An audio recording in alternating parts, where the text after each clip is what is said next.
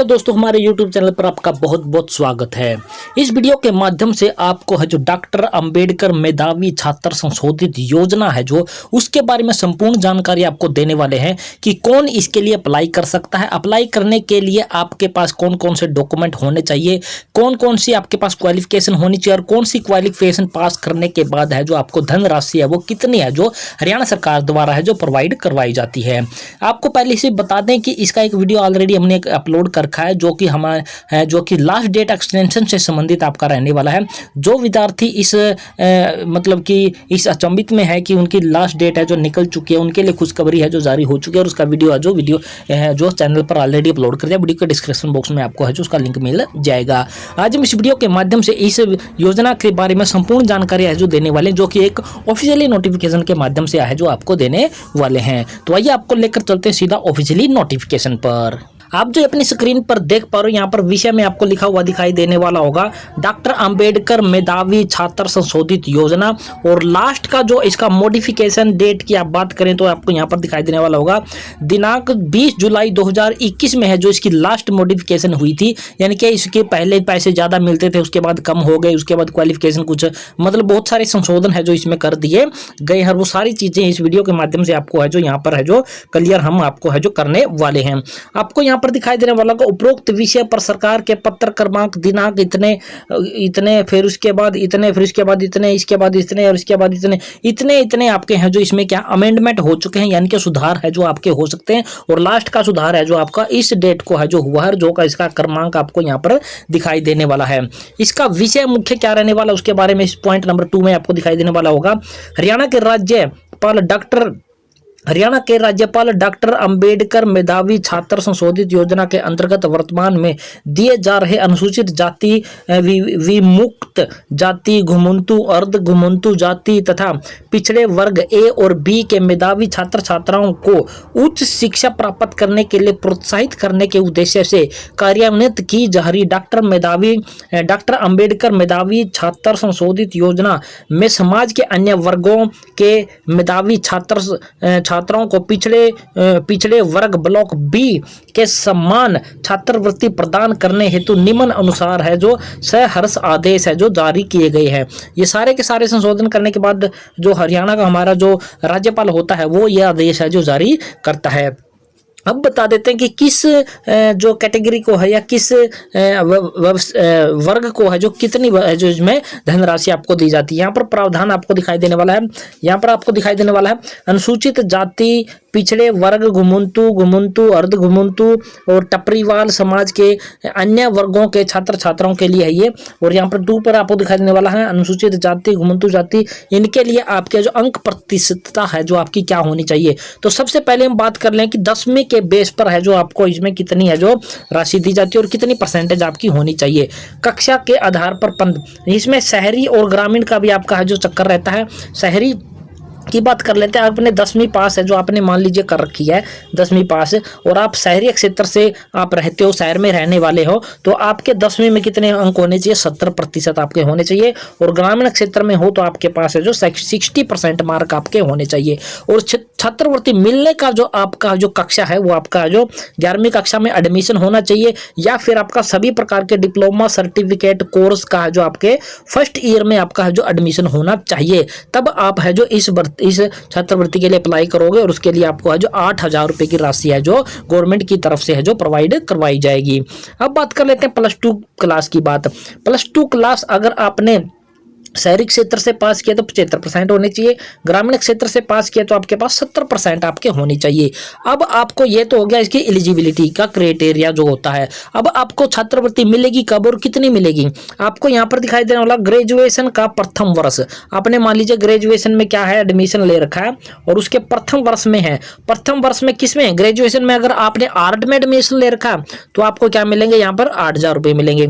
अगर आपने commerce, science, सभी डिप्लोमा सर्टिफिकेट के प्रथम ईयर में आपका एडमिशन है तो भी आपको यहाँ पर है जो 8,000 रुपये की राशि मिलेगी। इसके साथ आपको यहाँ पर दिखाई देने वाला इंजीनियरिंग तथा अन्य तकनीकी व्यवसाय का किसी कोर्स में आपने एडमिशन ले रखा है तो उसके प्रथम वर्ष में ही आपको है जो 9,000 रुपये की राशि है जो दी जाएगी।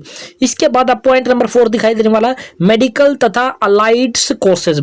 अगर आपने मेडिकल में या फिर अलाइड्स कोर्स में भाग जो एडमिशन ले रखा है +2 के बाद, तब आपको है जो इसमें 10,000 रुपये की राशि है जो प्रथम ईयर में है जो आपको है जो प्राप्त हो जाएगी। तो ये हो गया हमने +2 पास कर चुके कैंडिडेटों को कितनी राशि कब आपको मिलने वाली है। इसके बाद आपकी बात कर लेते हैं ग्रेजुएशन बेस पर, जो कि हम ये सारी चीजें हैं जो SC कैटेगरी के कैंडिडेटों की बात कर रहे हैं। उसके बाद अन्य कैंडिडेटों की बात करेंगे। ग्रेजुएशन की बात कर लेते हैं। अगर आपने शहरी क्षेत्र से ग्रेजुएशन पास की है तो आपके 65% होने चाहिए। ग्रामीण क्षेत्र में आपके क्या है 60% आपके होने चाहिए। अगर इसको कब ये आपने ग्रेजुएशन मान लीजिए पास कर लिया और उसके बाद अपने पोस्ट ग्रेजुएशन, जिसको हम MA भी बोलते हैं, सिंपली भाषा में मास्टर डिग्री बोलते हैं जिसको, अगर आपने MA में यानी कि आर्ट्स साइंस या कॉमर्स में भाग जो आपने क्या है एडमिशन ले लिया, मान लीजिए आपने MCOM में ले लिया या फिर आपने ले लिया MA में ले लिया या फिर MSc में ले लिया, तो आपको है जो फर्स्ट ईयर में पोस्ट ग्रेजुएशन के फर्स्ट ईयर में आपको है जो 9,000 रुपये की राशि इसको दी जाएगी। दूसरे पॉइंट पर आपको दिखाई देने वाला इंजीनियरिंग तथा अन्य तकनीकी व्यवसायिक कोर्स में अगर आपने ग्रेजुएशन के बाद एडमिशन लिया है तब आपको जो इसमें 11,000 रुपये की राशि दी जाएगी।